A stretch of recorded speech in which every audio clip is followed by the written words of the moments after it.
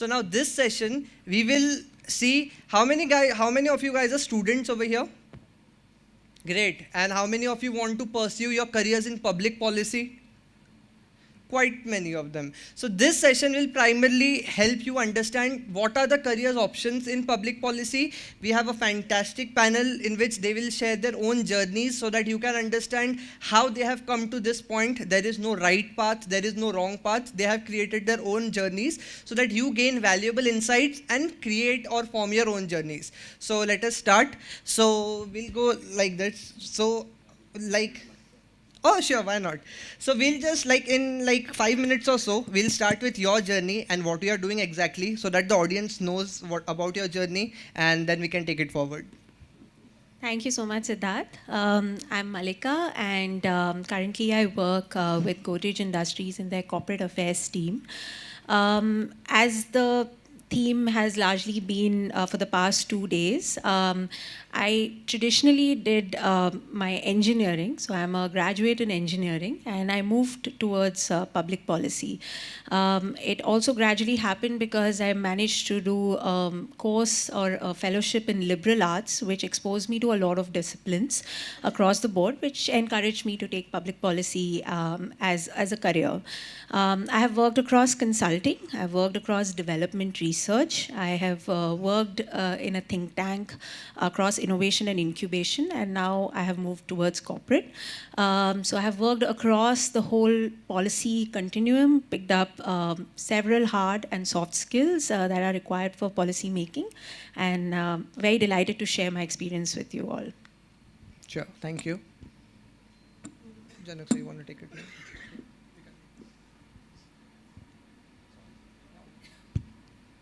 Good afternoon, everyone. My name is Janak. I currently head the Center for Technology, Innovation and Economic Research. It's an independent think tank based in Pune. And our focus is really to raise the profile of research and innovation in economic development and really impact higher education through helping grow this area of research in economics of innovation. My background is largely in mathematics, and I've ended up in the role of a think tank which is focusing on innovation policy. But I don't think 25 years ago, I was at Ferguson College as a student in mathematics. I don't think I would have thought of a career in public policy or charted it out that way. But very clear that from the beginning, even when I was studying mathematics, that I wanted to use it for something which would create impact. And I've worked in Singapore for 8 years in the private sector. My first job actually was in the former Yugoslavia with the UN High Commissioner for Refugees.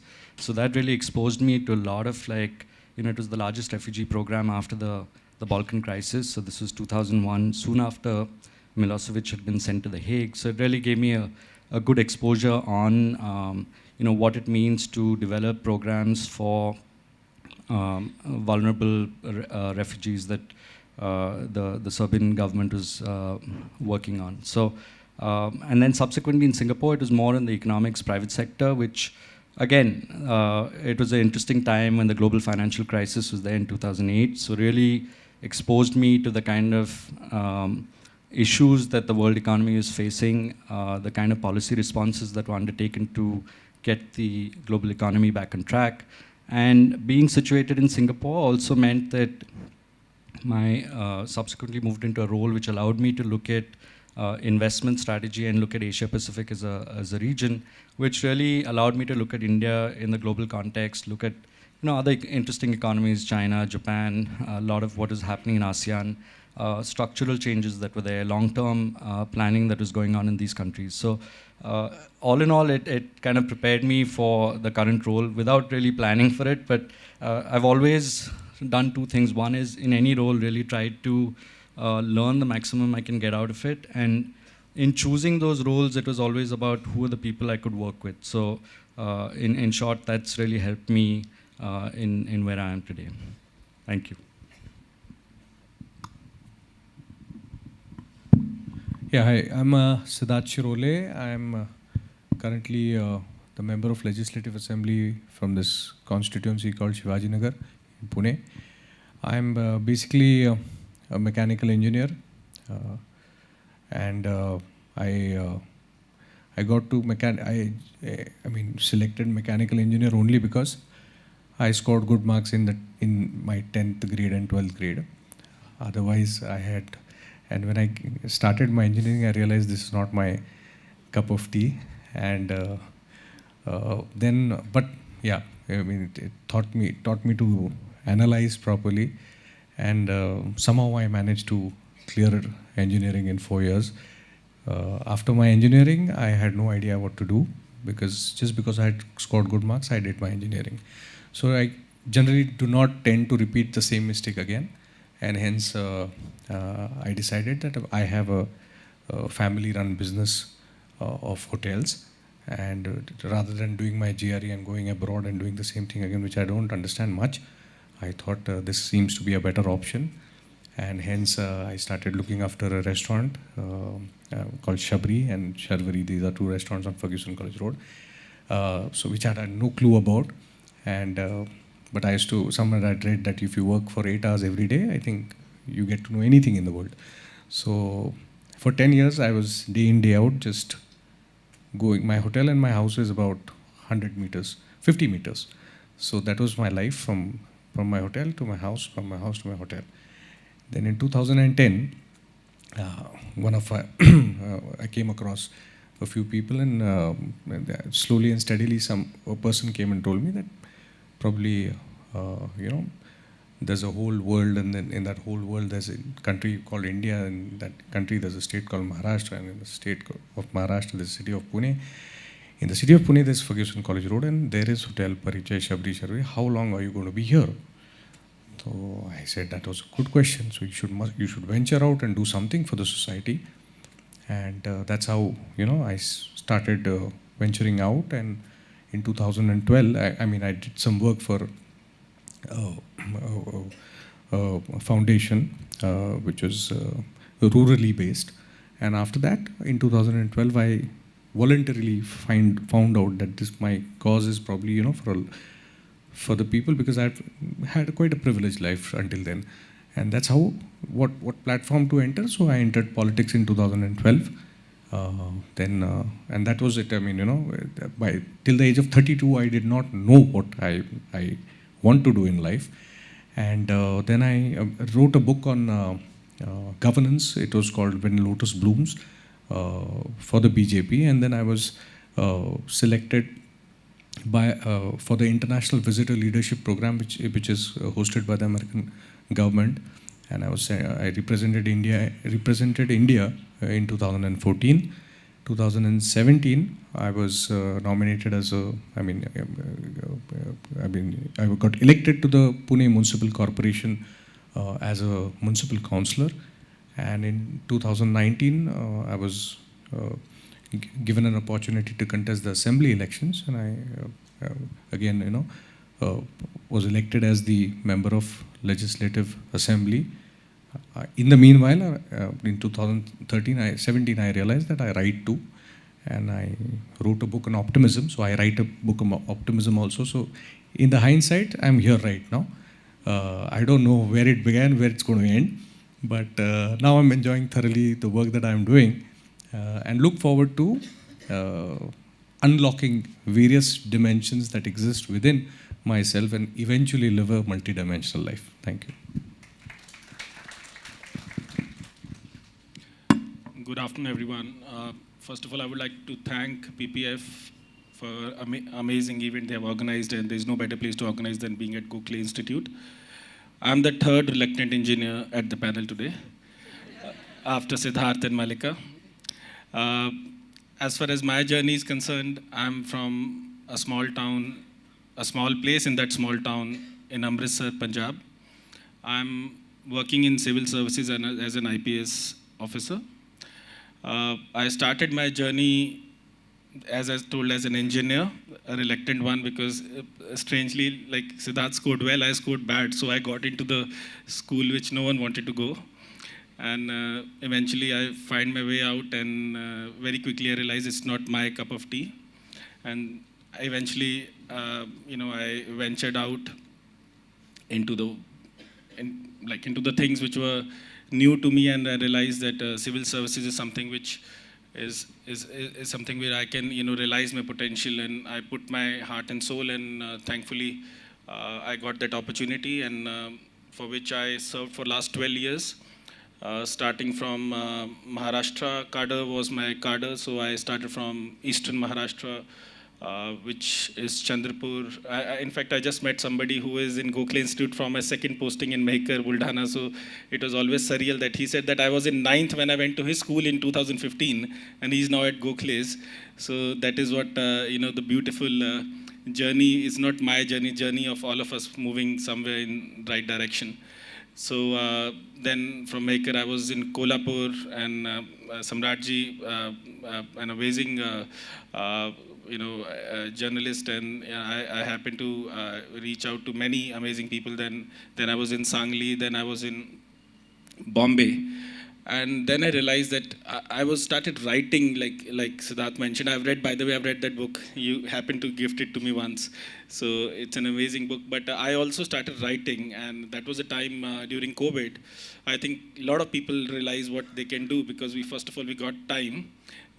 So some people started gymming, some people started dieting. I started writing. So when I started doing it, it worked wonderfully well for me, and I started writing a journey which I did in 2015-16, which was my journey to the Mount Everest.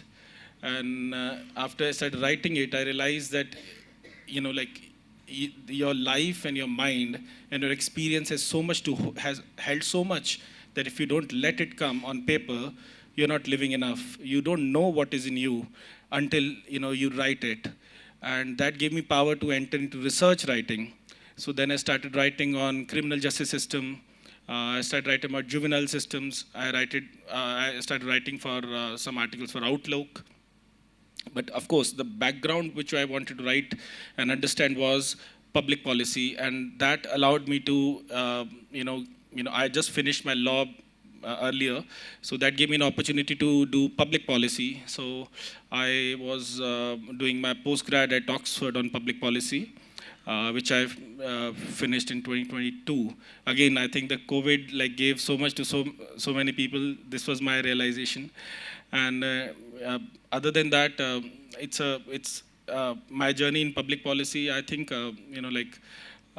as yesterday the keynote speaker Shamika Ravi spoke in depth about evidence-based policy, and I think with evidence-based policy, which is absolute reasoning and logic, there is also a huge foundation of philosophy and policy as we see of the challenges of tomorrow, the challenges of climate change, which is of interest to me, the challenges of cyber crimes, which is of interest to me, the challenges of transnational crimes, which is again of interest to me.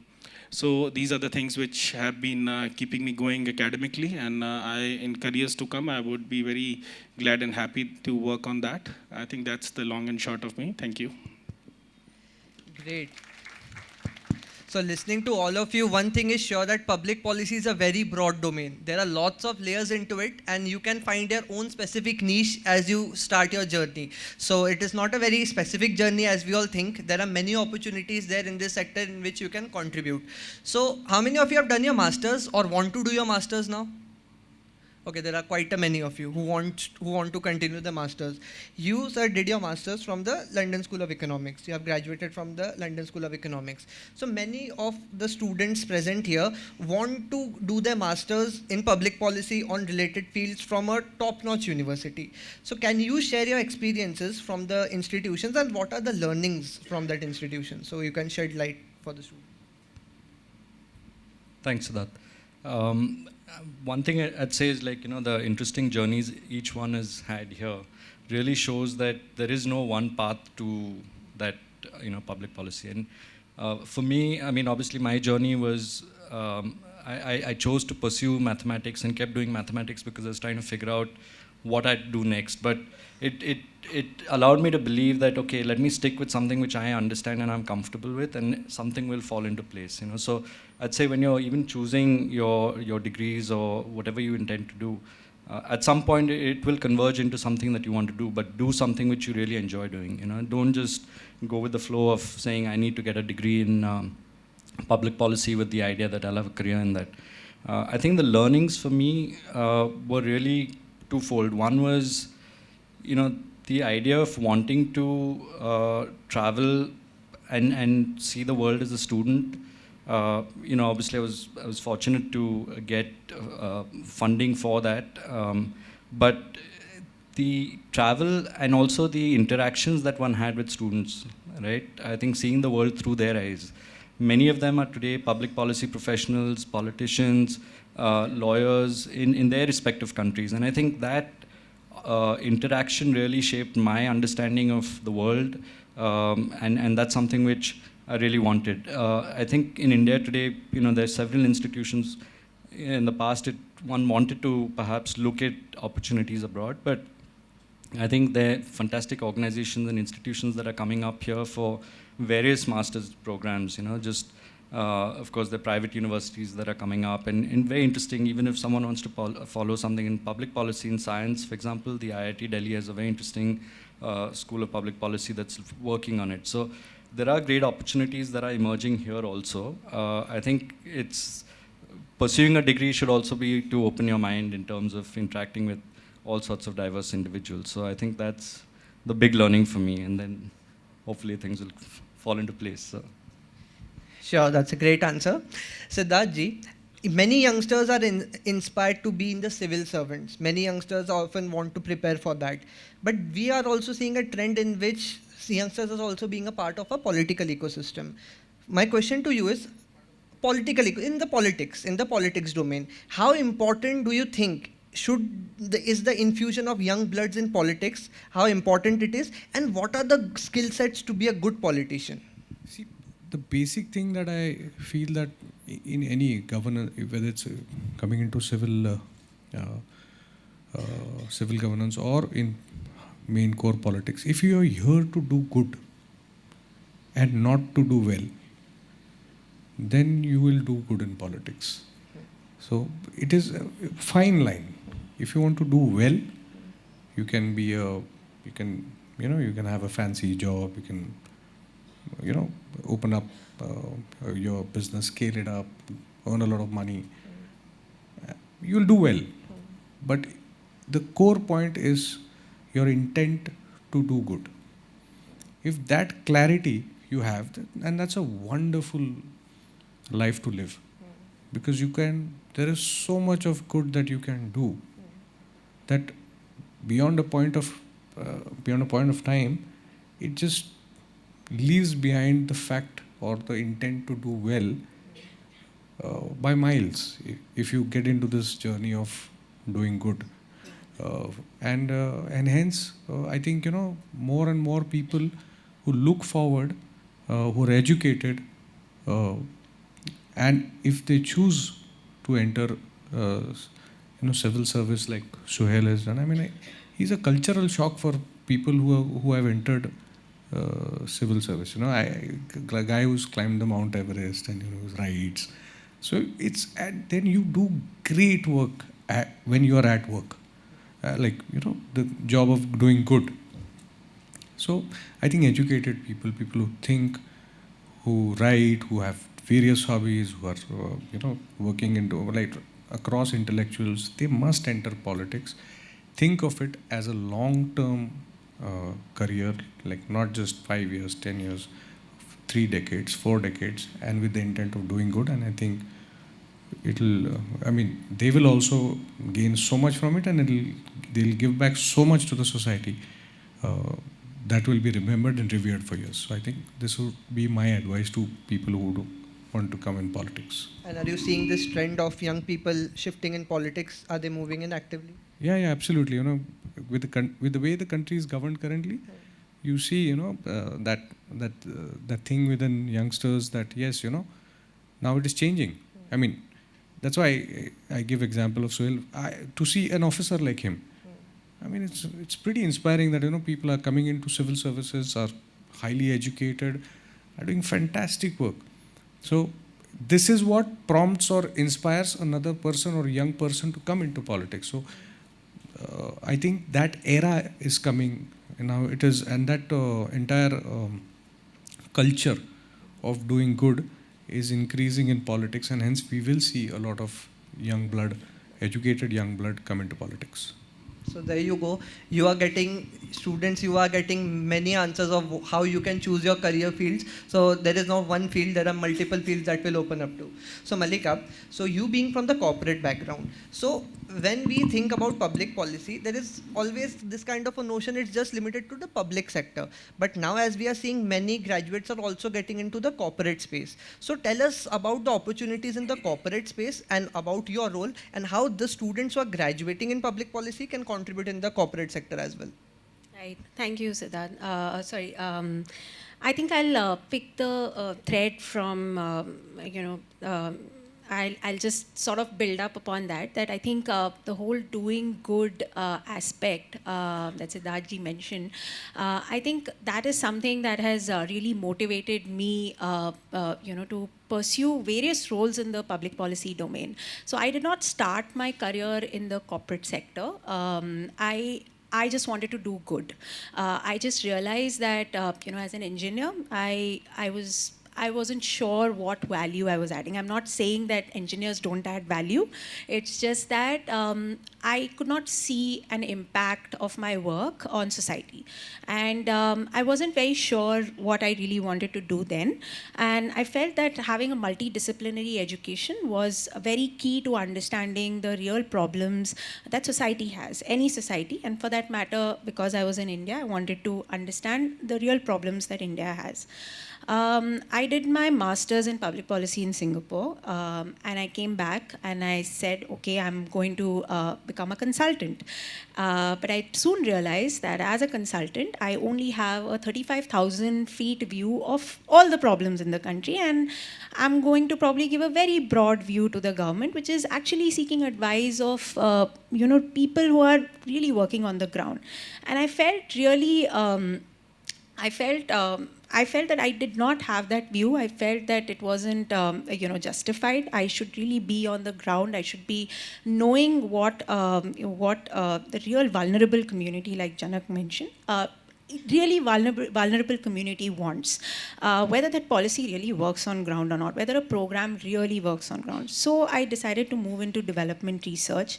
I think it was a very fulfilling time at the early stage of my career, and I would urge people who are thinking about a career in public policy to really spend time on the field. I think there is no real learning than knowing what people want, and as a lot of panelists today spoke, Mark and Clara spoke, I think the context is very important. What happens in one country, one state, one district can vary, very, very, very widely. And one program may work here, one program may not work in another place. It can be replicated or not. And that is an understanding that public policy scholars, researchers, professionals should gather on the ground. What that really helped me understand is that, can research really translate to programs? Can they translate to policies? And that led me to social entrepreneurship, incubation and social entrepreneurship, which is a very, upcoming sector which sort of helps you understand that can you really, make sustainable business models in the impact sector, and can you really support them and scale them along with different stakeholders, which also means that government stakeholders are very interested in social entrepreneurship as a model, which is fast to scale, which gives you a long-term impact rather than, of course, long programs that are run, schemes that are run are also very important, but social entrepreneurship provides you sustainable business models that can be scaled in the longer term. How does technology play a role in that for exponential scale? That was a very interesting, journey as well. And further to that, it helped me discover that when you build these building blocks, the corporate is a very important stakeholder in providing that kind of scale. So when social entrepreneurs are trying to scale certain products, certain impact programs, you not only need the government stakeholders to support you, but you also need a lot of private capital. And that is where the corporate sector comes into play. And corporate sector really provides an understanding of how you can take this impact to scale. Now, this is not necessarily the role of a CSR enthusiast. This is where I distinguish what my role can bring into play. And this is where you can actually, sort of bring the Samaj, Sarkar, and Bazaar together. You can really bring them together to really build certain building blocks for impact. So my role in Godrej at the moment is to work with different stakeholders for all the businesses of Godrej Industries. And while we do that, we not only support the businesses to scale, we not only support them to create the right narratives for the kind of work that they do, but we also ensure that the kind of impact that they are creating in society is very integrated with the community. And you're bringing in CSR, you're bringing in the right kind of narratives, you're helping shape policy levers for the government.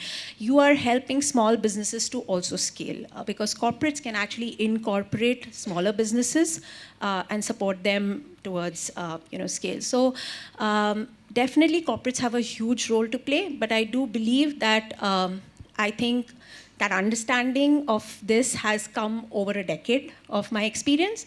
And I would reiterate that, the role is very interesting. You deal with very different kind of stakeholders when you're working in corporate, both internal and external. But the understanding of what the real stakeholder wants, which is the person, the beneficiary, the vulnerable community, I think that comes in through the range of experiences that have happened over the decade. So I would urge everyone to consider some of these experiences to build on in their public policy careers. Sure. Thank you. So, well, G, you know civil services is one of the most prestigious and one of the most competitive examinations globally. Lakhs of students every year prepare for the same. Success stories are fairly highlighted by the media and we fairly know them. But there are lots of stories that are not so successful. They are brushed under the carpet. So, what do you advise? Many of the students over here would attempt for the civil service examination. What would be your advice to them if the things do not go their way? And what is the career options post that as well? So want your take on it. Thank you for your question, Siddharth. First of all, competitive, I'm sure it's very competitive. At the same time, I think as the macros of the worlds change, the micros of the worlds eventually amend itself, and civil services is one of the micros which is going through a lot of evolution right now. So when I think about a kid growing in 70s, and he's the first generation out of the free India, security is very important. Security of food, security of a roof is very important. Of course, prestige comes later. But I think I'm at Gokhale Institute, and the reputation of this institute and the doyen on whose memory this has been kept, I think I would be the last one to limit you to civil services just. Especially when we look at IMF and we have Geeta Gopinathan, when we look at World Bank, we have Mr. Banga. And when we look here, we have Malika, we have Siddharth, we have everyone who is not a civil servant. So the question is, this is not the be-all and end-all. If you really want to, you must try for it, because it's a great opportunity.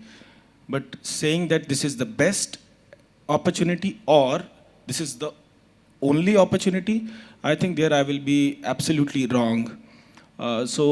Because I said the macros have changed and they are evolving, and the micros cannot hold on to it for longer. So I would suggest that everyone, whosoever is willing to do anything, more than the basic comforts of life, should keep on the learning appetite high. Make sure that you are able to, be a better and a more learned person next year or the next year. We all have New Year resolutions. It is not late still to have one. So I think this is very important. So when we were talking about, Siddharth talked about good. I think goodness itself gives you the mantra of what life you want to live. There is a life of comfort. I always tell my friends that I have not seen a worse addiction than comfort. Coming out of cocaine, coming out of heroin, like, it's, of course, the rehab cost of a heroin is 4 times of cocaine, but there is no rehab for comfort. It's a worse drug. And the problem is, you enjoy it till it ends you, it kills you, it kills your thoughts, it kills your innovation, it kills your human competence, and also it makes you a man who is just to self, which is arrogant and ignorant. So I think just keep hustling, keep on being a better person every day. If you're a good human being, if you're a learned human being, you can do great as a journalist, you can do great as a civil servant, you can do great as an academician, but don't let yourself bounded into a bucket. And because then eventually you will, it's going to cost you very dear. And that's all. I think that's the career advice I have. Thank you. Perfect. So we have around 10 odd minutes. So do you guys have questions? I want to give 10 minutes to all of you. So how many of you have questions for this panel? One or? Okay. So DK, we can pass on the mics to them and you can introduce yourself and ask, like, to the whole panel or a specific individual you want to address the question to. So can we please have the mic, and please raise your hands, those who have questions. You hear me? Yeah. My Be name is bit Mihir. loud. Huh? Yeah, I want to ask the whole panel. So imagine I'm a student who wants to get into public policy eventually, or build a career in public policy. Of course, for IAS or any services like that, you need to give the examination. But after I finish college, what do you think are the best pathways for each of your like specific domain in public policy that I should do if I want to do that in my career? We'll collect a few questions and then we'll take. Okay, you can to that lady. My question is for Ms. Sridhar. I'm pretty inspired by your talk and your introduction. I myself look for a corporate career involving public policy, and I've been doing this for a while. I mean, looking around for a while. But my thing is that whatever job postings I look at, the public policy aspect, if there exists something out of CSR, seems pretty hidden in most of the big corporates, except for maybe consultancy firms. So suppose Godrej. I never even thought that Godrej would have this sort of an aspect to their working environment. So do you have, as a person who's looking to apply for these jobs and who's going to be graduating soon, do you have any advice for how to look for these opportunities for me to sort of get like a collaboration of public policy and corporate in particular job postings? That would be great. Okay. Yeah, we'll just give it to you. Hi. My question is specific to Siddharthji. In your experience as a member now in the last 4 years, could you give us an example of somewhere where you're in the assembly now where there is policy being made and we are at a stage where we're trying to understand how to observe things and how to go about it? So if you could just give us an example of the trajectory that gives us a high point and a low point of a thought being made into a policy eventually and that affecting our lives on a day-to-day basis. Okay, one last question before then we'll take a next set. Okay.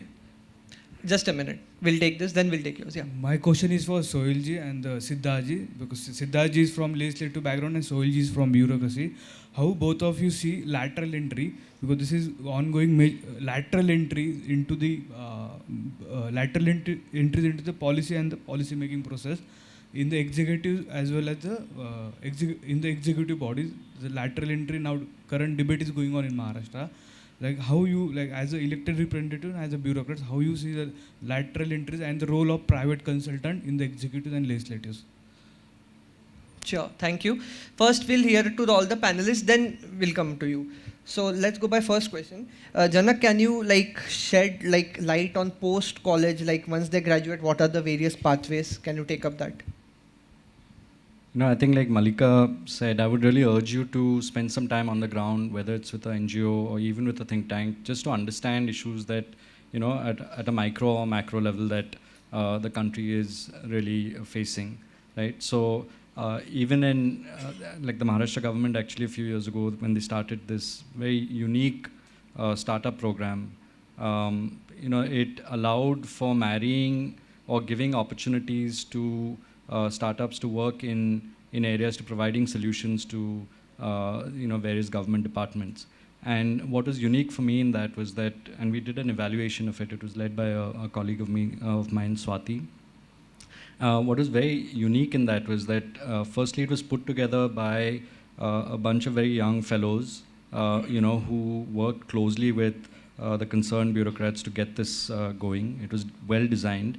The other aspect was that you had, the IAS officers actually sitting on the jury of these panels, right? And what was interesting from an economics perspective, in terms of the literature, today there's a big debate that if public funding is used, what is the return on investment? So is the role of the government, is that of a market fixer? Is it a market creator? And so in the context of market creation, this was a great opportunity. But more importantly, what did it mean for like young IAS officers to work with innovative startups to provide solutions, right? So they sit on the jury, they pick these, and they get a sense of the potential of not just departments that have been in existence for the last 40, 50 years and, people with a fixed mindset, but young ideas emerging from people like you who are providing new solutions. And I think from even understanding the diffusion of innovation within the bureaucracy, it's a fantastic program which I think we've actually tried to take this to other states and talk about it. And I think it needs to be done. So that maybe you could take it to really other states. It's something which I think Malika also said, every state has different departments, every state has unique challenges. There has to be this constant learning of what's being done well in which part of the country and how can it be beneficial. So I would urge you to look at opportunities like these also. It could be directly with NGOs or think tanks or even with the government through fellowship programs. Yeah. So on your question about how policy impacts, and I just realized during the COVID, I could see it firsthand, like taking a decision of opening those COVID centers. It was just so unprecedented, and whatever you had to decide, you had to make it into a policy and then make sure it impacts and has the right impact. So I specifically remember that, how policies are really so impactful and important. So I ran a restaurant. All the restaurants were shut. The economy had gone for a toss. And the recovery was happening. It was happening, but we had to take a decision that we have to open up the restaurants now, or the service industry sector, we have to open it up. Otherwise, the economy will even so the balance between the economy and how do you approach this pandemic. And I think in Pune we had a very good example with our guardian minister Ajit Pawar was there, and all stakeholders used to collectively sit every Friday and think on all these important policy decisions. And then we decided one day to open up the restaurants. And a few months later, I had been to a restaurant and someone came across to me and just said, "Sir, आप यहाँ कैसे आए?" मैं बोला, "How do you know me?" तो मैं बोला, "sir आपने तो रेस्टोरेंट्स खुलवाए थे ना मेरे." तो बहुत बड़ी मुसीबत से हम बच गए तब. तो this is how a policy, if thought about from all angles and yet taken, if you implement it or you inculcate it at the right time, and the kind of impact it can have, is very potent. So this kind of impact policies do have. So there are so many examples, but to name a few, I mean, the people who died. So some relief, it is not there from before, because such kind of a pandemic we haven't seen at all. But whatever the amount is meager, probably, but the impact at that point, in certain families, 3 and 4 people passed away within a span of, say, a month. And then to even have that amount being released at the right time, give some sort of relief through that policy. So I think, I think policy are veins that you have in your body, like they run through the country like they are veins of a body. And the more you kind of think on it, refine it, and implement it properly, I think the country just automatically starts running better. That is the potency of policies. If there's a scheme where if a woman loses her husband, or passes away, her husband passes away, if within 3 years she registers, she gets a pension for the entire life. Not many people know about it. So after 3 years they realize. So if we make an effort to change this policy and kind of extend it, then it will have an impact. Or if you start framing a policy for the specially abled, and because they're brilliant, if one sense is not working, all other senses are so sharp that they can be utilized anywhere. Like if you I've seen brilliant people, kids without hands and legs, do sketching with just pencil on their neck. And so if a proper policy through proper aptitude is framed for specially abled, I don't know what magic will happen. So these kind of things happen only through policies, and hence it is very important that we work on policies and collectively, collaboratively, we try to implement it for the betterment of our country. Thank you. Malika and Swal, in a minute, can you just answer the question in a minute? Because the question is, what are the career, how can they look, and lateral entry in a minute, please. Yeah. Thank you so much for that question. Honestly, even I didn't know that Godrej had a corporate affairs team before I joined Godrej. Jokes aside, it is a new team. Godrej Industries is a 126-year-old, conglomerate, and the corporate affairs or the public affairs was largely handled by the promoters, primarily Mr. Adi Godrej.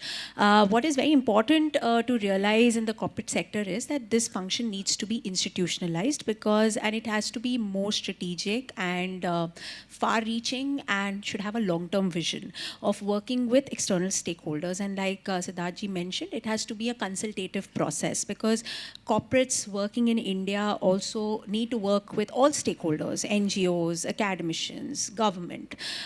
So that's the reason why this department exists. In terms of the roles, how to look for those roles, I will again reiterate, there are 2 ways to go about it. Either, gain the experience through a number of years of working in different sectors, working on the field, working in research, so that you bring a very holistic perspective when you go into corporate. The other thing, as a very young graduate, what you can look at is having specific skill sets like communications, PR, research. Can you bring those on the table to start as probably an associate, or probably as an executive or a senior executive? Is that a path that you would like to choose to get into corporate? That's the question. But I'd always urge you to realize the corporate sector has a very focused role. It's regarding the businesses and working for the businesses and working for the communities that are impacted by the businesses. So again, urge you to have a more holistic perspective through your career. Sure. And so, LG, quickly your views on the lateral entry. 10 seconds. First of all, career option. So I think it depends upon your situation. When I completed my graduation, I knew I had to work. So it depends upon, if your family can support you financially, then do something exciting. If you cannot, then work and do something exciting. So I think that is one. And number two, about the laterals, I think John Keynes, the father of classical economics, there is something written on the wall. It says that the important things for government is not to do things which individuals are doing already and to do them a little better or a little worse, but to do these things which are at present not done at all. So this is written on the wall, but this is very relevant to the entries of laterals because there is a huge jigsaw puzzle. Working, delivering for 1.3 billion is a huge jigsaw puzzle. No one can solve on their own. We need everyone together. One and one, we make a great whole. So I think everyone is most welcome and invited. Thank you. Thank you so much, all the panelists. It was a great session listening to all of you. And before the third time buzzer rings, I guess we should leave the stage. Thank you all.